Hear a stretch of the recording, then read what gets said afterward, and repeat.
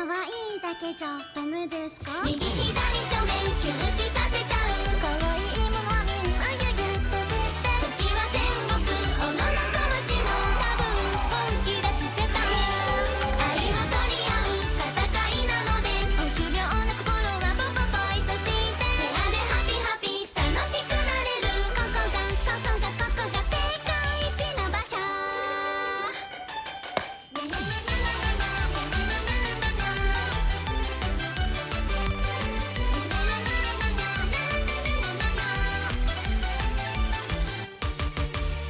本当は可愛いだけじゃないのですと思う